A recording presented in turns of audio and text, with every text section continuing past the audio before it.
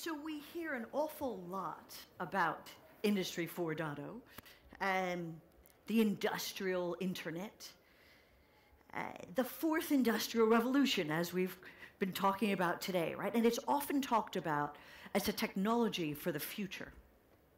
But it's not. It's actually the technology of today. And we're not just living through a fourth industrial revolution. We're actually in the age of acceleration. And this is an age in which those who adopt new technologies the fastest, and new business models as well, are the companies that are thriving and growing at an unprecedented pace. And there is, in fact, no industry which is not impacted by digitalization. Now, at GE, we have thousands of customers that are using digital products around the world. And today, I'd like to talk you through some real-life examples of how we're helping customers across so many different industries to boost their productivity. And I won't just talk about what happens when we apply digital technologies to our manufacturing. I'll actually talk about how we can apply it to the products themselves. And of course, also how we can apply these technologies to field services teams, so the folks that actually go out and do maintenance and repair. But first, let me tell you a little bit about GE and our digital transformation as a major manufacturing company. We're a historic, traditional industrial company, but in just a few years, we've become well known as a digital industrial company. And why? It started about 8 years ago when our then CEO, Jeff Immelt, noticed that software companies were approaching our customers and selling them performance improvement on our gas turbines, right? We were being disintermediated, and we did not want to be Ubered. So we looked for ways to boost our own digital defenses. We couldn't find anything fit for digital purpose, nothing that really fit physical assets of the industrial environment. So we built our own platform designed to handle assets in the industrial internet. We call it Predix. Predix is GE's platform for industrial applications, much like iOS and Apple have the App Store, accessible open APIs for all developers and applications available to so many. It's our answer for industry. And although we only launched it 2 years ago, actually, in February 2016, there were already over 40,000 developers working on Predix, using data science and smart algorithms to help industrial companies to boost their productivity, to gain competitive edge, or to disrupt or avoid disruption in their own industries. And there are applications for every type of industry. In fact, we have over 1.2 million digital twins. That's a digital replica of your asset, your equipment, or your factory. Already 1.2 million of them operating live on Predix in the field today. 15% of the world's electricity is provided by producers and utilities who are on Predix. For power company Exelon, for example, we've helped them to connect 33 gigawatts of power. That's equivalent to half of the entire UK's installed base. And in the oil and gas sector, we've helped BP to connect over 650 oil wells, boosting productivity 2 to 4%. And in the last month alone, we announced 7 new projects on diverse companies across so many industries, including Maersk, Subaru, EDP, Noble Oil and Gas, P&G, Obacon, and AirAsia. But what industrial companies need is not just a platform. It's the amazing suite of software, the applications that can address so many needs. And instead of me explaining the products, let me talk about why this matters. So for industrial companies, our businesses are based on the performance of industrial assets. If the machines in our factories aren't working, our business isn't working. And that's why unplanned downtime is such a productivity killer. There are software solutions out there that help to connect the financial data across entire enterprises. There are software solutions out there that help to connect the customer data across entire enterprises. But until recently, there were no solutions that helped to connect the asset data across an entire enterprise. And that's exactly what we can do today. Powerful things happen when we get data about what we make, how it works, and how we maintain it. And from the edge to the cloud, we can process the volume of data that we extract from all those assets. And we can predict when it's going to break down long before it ever does. We can anticipate and optimize maintenance needs and optimize the full value chain of activity. And then we can use that data to service our machines or even feedback how our factories are built, how they're designed. And I'll talk more about this shortly when I discuss what we call the digital thread. But first, let's take a look at AkzoNobel. They're a global chemicals manufacturing company headquartered in Europe. They make paints and coatings for a wide variety of industries, and we help them to optimize their manufacturing processes. Now, at the beginning, they were facing a very basic issue. They were not able to trace their deliveries to customers back to specific batch numbers. Their goal was to get more visibility and insight into raw materials, process, and finished product data. So what do we do for them? We use the transfer of information, leveraging the cloud for big data analytics, and we took individual plant information. We were able to compare it, the actual output, to the plans that they had. We were also able to provide visibility into their work processes. We were able to save them money on raw materials, overproduction, waste, energy, and a wide variety of other operational budget issues that they had. So aggregating their critical data into our brilliant manufacturing software suite enabled them to optimize their capacity. In fact, they increased capacity by 20%. And it also enabled them to better spot key production trends and consider the feedback loop from deliveries into the market. And what we're doing for AkzoNobel, we're also doing for companies like Jaguar Land Rover. JLR chose the GE manufacturing product suite to be the center of their global manufacturing blueprint. So our manufacturing execution system interfaces with their PLCs, their programmable logic controller, and their DC tools. It orchestrates the customer orders as they come in. It takes all those activities to the line level to complete their orders.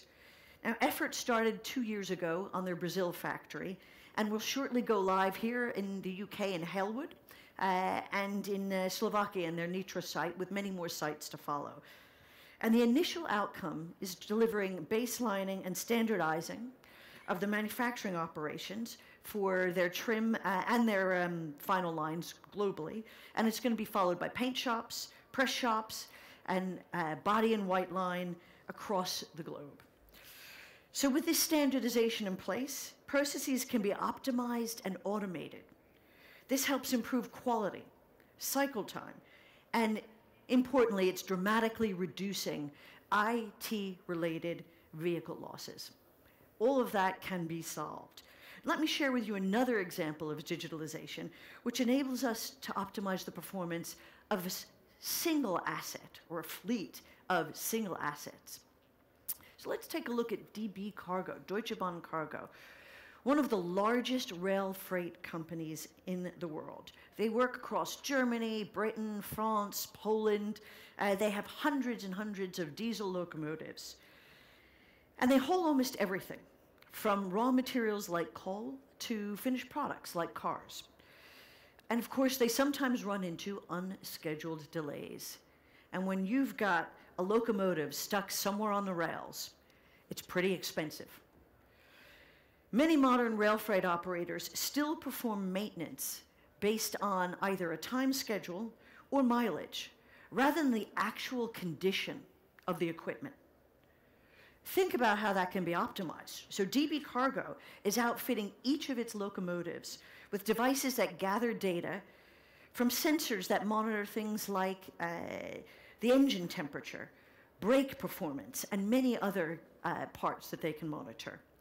And we've used GSM to take the data, so as we refit to each of these locomotives, we've used GSM to take the data from these sensors and the failure data and help extract and analyze that.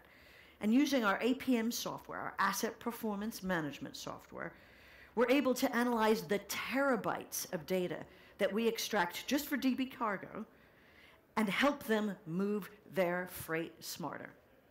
And in the end, they've achieved a significant reduction of service failure and improved their overall fleet availability. And this is the purpose of digitizing an asset. This is why you use software like Asset Performance Management software. And this approach doesn't just apply to trains. The energy and aviation industries, for example, are digitalizing power plants, oil rigs, jet engines, and they're connecting them all to the industrial internet. Now, APM, Asset Performance Management software, and digital twins, the digital replica of a piece of equipment or a factory, can be used for the food and bev and CPG industries as well. And there's some great examples there. So this is an example. This particular one, the company doesn't want its name to be used, but is happy for the overall case to be discussed. They're a huge food and beverage manufacturer, one of the largest beverage manufacturers in the world. And they wanted to use our Asset Performance Management software to improve their line reliability. And we built them, connected to APM, a digital twin of two of their critical components on the lines. In this case, their filling equipment and their labeling equipment. And on the bottle line, they were actually able to predict failures before they happened through multivariate analysis. They decreased unplanned time, and they increased their throughput. And although they've literally only just started using the digital twin, they've estimated they're already delivering an 8% improvement in their throughput. And what does this mean? Already delivering $1 million per line per year in productivity gains. Now let's think about how we can manage our field services or human resources with digitalization. So just as we can optimize asset performance, we can optimize human performance. And this is an example from actually one of our own businesses, the GE Power business. Our power services business maintains power plants all around the globe. This activity is designed to deliver zero unplanned downtime to our customers. And the field service folks are really our number one resource and probably the most expensive part of our solution. So the profitability challenge is about being efficient at having the right person in the right place at the right time, knowing the problem they need to solve with the right parts, the right tools. And in this situation, we're talking about 6,000 highly skilled engineers and technicians. And we also need to deal with their required training programs, days off. And all of this data is integrated through our ServiceMax application in the cloud. And in parallel, we plan 24 months in advance for our projects and our site works. So through all the data that we collect using our application and by using our analytics, we're able to plan our long-term resource forecasts, and we're able to much better optimize our resource planning. And these smart algorithms have driven for us a productivity gain that's gone from 69% utilization of our assets, our people, to 76%. And what does that mean? $35 million in productivity gains and improved customer experience through better response and resolution time. So the goal is to get the right people to the right job at the right time. And that leads to millions in savings. So what happens when you pull all of this together in one place? Well, we do this in aviation. We do this in other places too. We call it the digital thread. It's from product inception and design to manufacture to delivery in the market.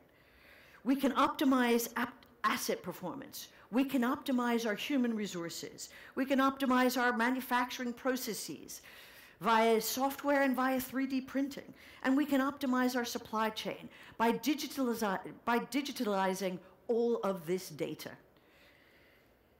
Some of our achievements for our own business include a 10% reduction in unscheduled machine downtime, a 25% reduction in product nonconformance, and a 75% reduction in cycle time, right? That's the time from design to manufacturing, the time it takes to produce a new model of a GE engine to manufacture and produce that completely, the time it takes to take an existing model and re-engineer it and update it in production.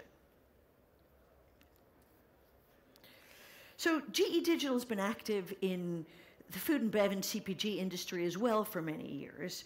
And with companies like P&G or Unilever, we're working very hard to help them improve their productivity. And with P&G, we've actually rolled out our Industry 4.0 software in 90 of 130 of their plants. And what do they say about digital transformation? Digital tools are simply critical for us to be able to deliver the manufacturing of the future. So how does this all add up? Well, inside GE alone, we're going through, as I said, our own digital transformation. Sure, we have product we take to market to help others, but we're a huge manufacturer and we have to do this for ourselves to be competitive, to deliver our own productivity gains. And in 2015, by deploying our own software, our own platform in our factories, we delivered $500 million in productivity gains. Through our digital transformation, in 2016, we continued that journey, and we delivered another $730 million in productivity gains. And in 2017, last year, we delivered another $1 billion in productivity gains. So as I said earlier, we are in the age of acceleration. The digital transformation of industry is here. It's happening now, and we all need to embrace it in order to improve our own productivity and competitiveness. Thank you very much.